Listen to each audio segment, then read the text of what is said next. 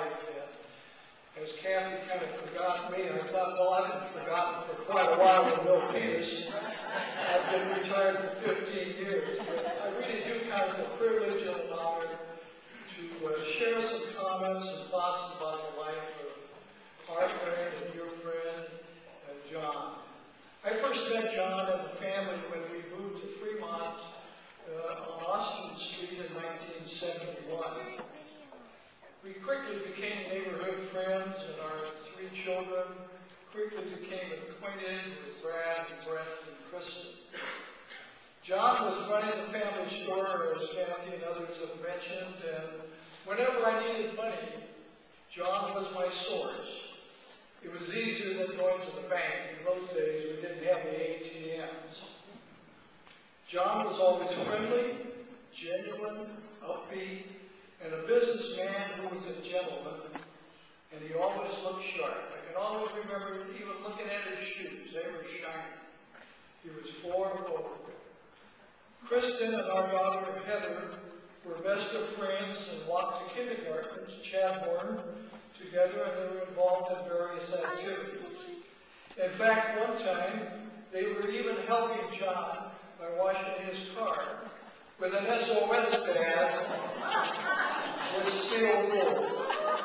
Anyway, John didn't even get mad, didn't lose his temper, but I'm sure he had lots of thoughts about that. John once asked me if we had any part-time jobs in the school district now that the kids were in school and Dixie was thinking about going back to work. I'll always be grateful to John. Dixie made a significant contribution to the school system over the years in every position she held. When she retired, she was in charge of public relations and communications. Watching the Rosa family was always a pleasure. I can recall many times when they were loading up the fifth wheel to go on vacations. And John's love and interest in the ranch was second to none. It was always a special treat when children in the neighborhood were invited to go out to the ranch with John. And as our daughter Heather said just last week, John was like the neighborhood dad. I'm sure we all have cherished memories of John.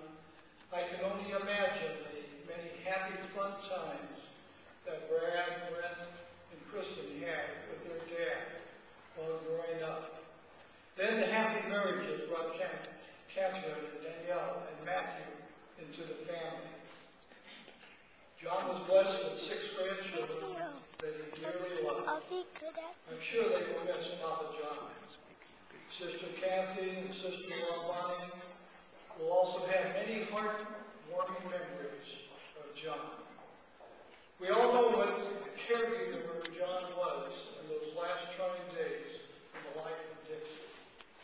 John will be missed by everyone. I'm convinced that the good Lord has blessed all of us because of our friendship and our relationship with one special great man, John Rosa. So with God's comfort and gifts